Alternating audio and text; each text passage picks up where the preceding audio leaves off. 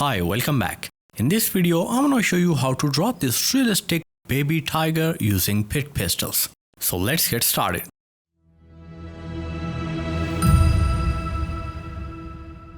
As always, these are the art supplies I'm going to use for this drawing, and you can pause the video right here to note them down. I'm using this A3 size paper from my toned gray mixed media paper pad, and the drawing portion area is 11 x 14 inches. I drew the outline using grid method, and you can find the detailed step-by-step process from making the grid to outlining on my Patreon profile. Link is in the description. Okay, so let's start the shading process, and first of all, I'm adding a base layer in this left ear using Peach 132. I'm firstly adding these strokes in the direction of the lines we have added earlier, keeping the length variable. Notice that I'm mainly adding these strokes in the center portion of the ear by maintaining a higher pressure on my color. And now I'm reducing the angle and pressure to add this blended base in the whole ear very carefully. When the whole base is done, I'm lightly blending it with my finger. But you can also use your pastel blending knife for this purpose, if you have fun. Now let's start adding the darker fur texture, and I'm using a light brown 182 to add these slant strokes. I'm adding them close together by flicking my pencil to achieve a denser look for this right side of the ear, and then gradually decreasing the length as we move towards the left side. And by the way, you can get access to our premium content and support this channel through Patreon. You can sign up through different membership levels and get access to all the outlines and grid references, etc. We have an ever-growing library of hundreds of exclusive and real-time tutorials. And you will also get access to 4 new tutorials every month. You can also post your artworks in our active community of patrons and participate in our weekly critique sessions where I give my honest and positive critiques on your artworks, so you can improve your skills and get better with your drawing. Visit the link in description and become a premium member today. It has always been my goal to provide free tutorials and information on drawing and art related tools to general public. And keeping with that theme, I would like to thank all these incredible individuals who backed our channel on Patreon last month. Their generous support enabled me to produce this free tutorial for all of you guys. Okay, so now let's add relatively bigger size strokes in the whole ear by flicking your pencil in one go. This will help you in achieving a stroke with a needle-like thin end. And also notice that I'm maintaining a higher distance between these strokes to achieve required texture. Okay, so when the lighter layer of the stroke is done, it's time to add some dark ones using a dark brown 177 pastel. And I'm mainly adding these strokes on the left portion in between and over the previous ones. Now to create a blended look, I'm going over these darker strokes with a very light pressure with my finger. This darker layer of first stroke will create a depth, making the future layers look like they are in the front. Okay, now it's time to top off this whole ear with lighter first strokes. And I'm using my white 101 for this purpose. I'm starting from this right side and adding these vertical strokes in between and over the previous ones. Now I'm increasing the length of these strokes while working on the left side. And see how detailed the texture has started to look. Keep on layering these strokes of variable length until you are satisfied with their intensity. To create depth in this center portion of the ear, I'm again adding darker strokes using a dark brown pastel, and then topping the area with some white ones to make it look 3D and realistic. Moving on to the right edge of the ear, and I'm extending the previous first stroke to give it a more natural look. To top this area with some thin strokes, I'm using my HP pencil and adding them by flicking my pencil, just like the way I did earlier. I'm creating more depth and adding these small strokes using black pastel pencil. You can always go back and adjust the drawing whenever you are not satisfied with the results. Moving on to the next portion, and the process here is exactly the same as we have done earlier. So I'm adding the layer of light brown fur and changing the length and direction of these strokes depending upon the area I'm working on. When the lighter base is done, softly blend this area using a finger or a sponge knife with a very low pressure. This will add a base layer along with fur texture very beautifully. Now layer the darker brown strokes in between and over the previous ones. This layering of lighter and darker tones will give the illusion of some fur in the front and some at the back. I'm also adding the base layer in the eye using the same dark brown pastel. Now to add depth in the eye, I'm using a black pastel and layering it over the brown by keeping the pressure high. I'm also shading the iris portion, but make sure to use very less pressure, as we only want a slight depth in this portion. Now let's make the eye shiny, and as we know that there are multiple layers of pastel underneath. So I'm firstly cleaning them up using my electric eraser and then layering white pastel over it very carefully. The highlight is looking a bit patchy from the center in my case. So I'm scraping some pastel off and then layering the pastel later on. You don't have to follow this step if your highlight is looking just fine. I'm also adding this curved stroke on the left side of the iris, and look how shiny and 3D the iris has started to look. Now I'm using the same color and adding these strokes over the areas which are lighter. I'm also adding these individual strokes in between the previous darker ones to give the area a more cohesive look.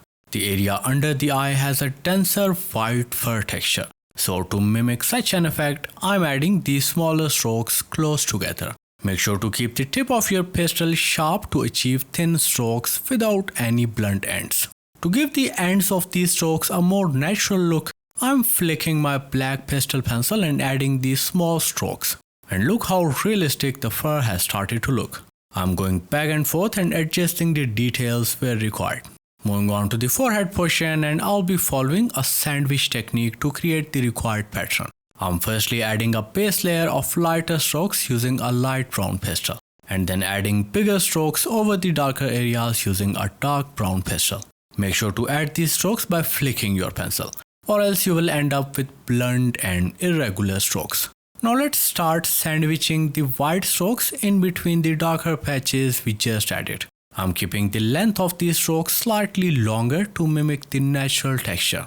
And look how this fur texture has started to look defined and detailed with this method of sandwiching lighter and darker strokes. The darker texture was looking a bit dull to me, so I'm going over it by using the black pastel. By adjusting the depth, I'm adding some lighter strokes to fine-tune the fur details. I'm also darkening the rest of the darker fur on this portion before sandwiching the lighter strokes. Okay, now when the base texture is in place, start adding lighter strokes in between these darker bands. I'm also adding a few strokes over the darker ones to give the whole area a more natural look. Try not to overlap too many of these lighter strokes over the darker ones, as it will make the area look monotoned. Moving on to the next portion, and I'm following the similar method of darkening the outline strokes using a dark brown pastel, and then adding the depth where required using black pastel.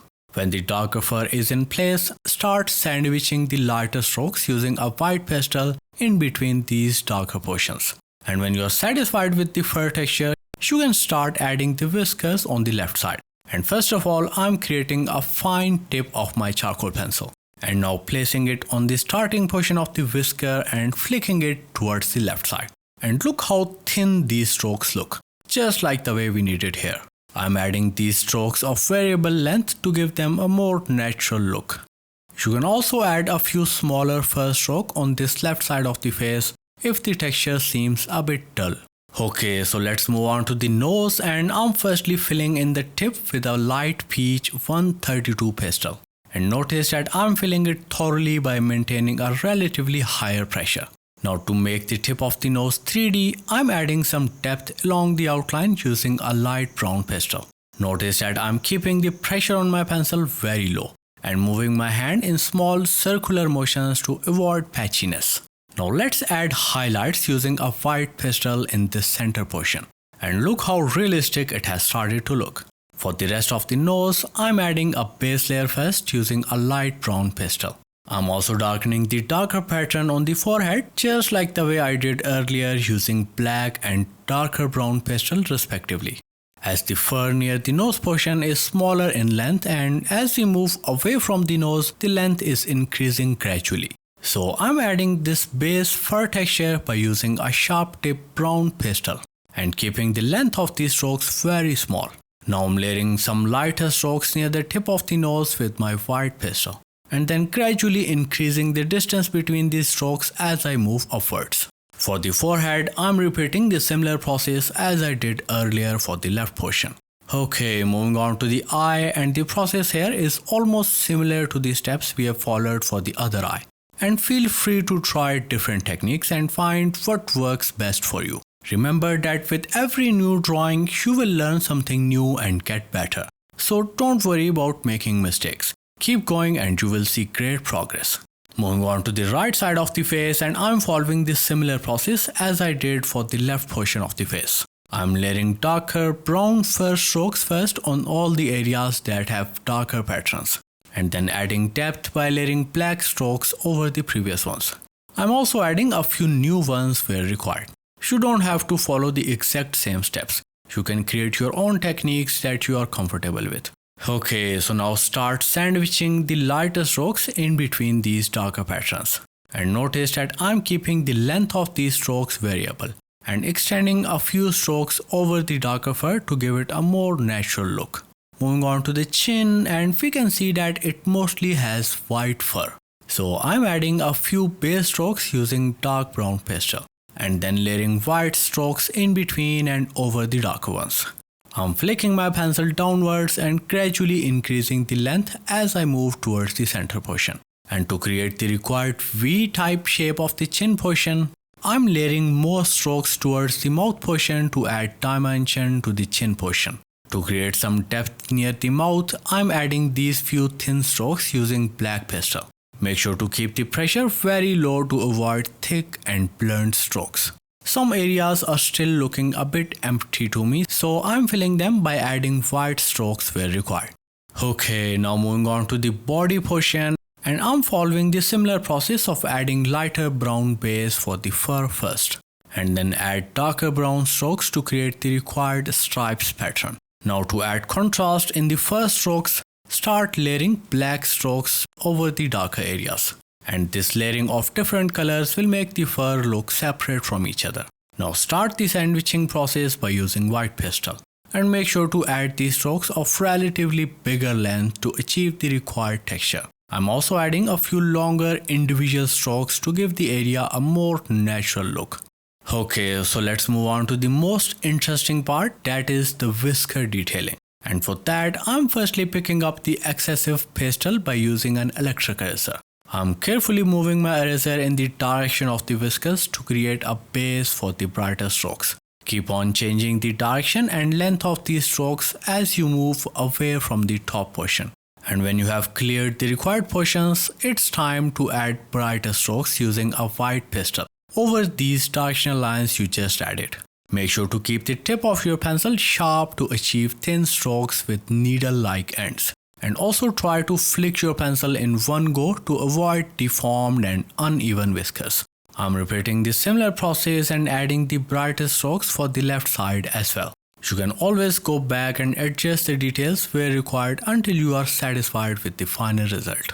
And with this last step, we are done with this super quick and easy tiger drawing. Creating these free tutorials needs a significant amount of time and energy. So if you found this one valuable, please show your support by liking this video. Your support keeps me inspired to bring you more creative content. So thank you so much for watching, and I'll see you in the next one.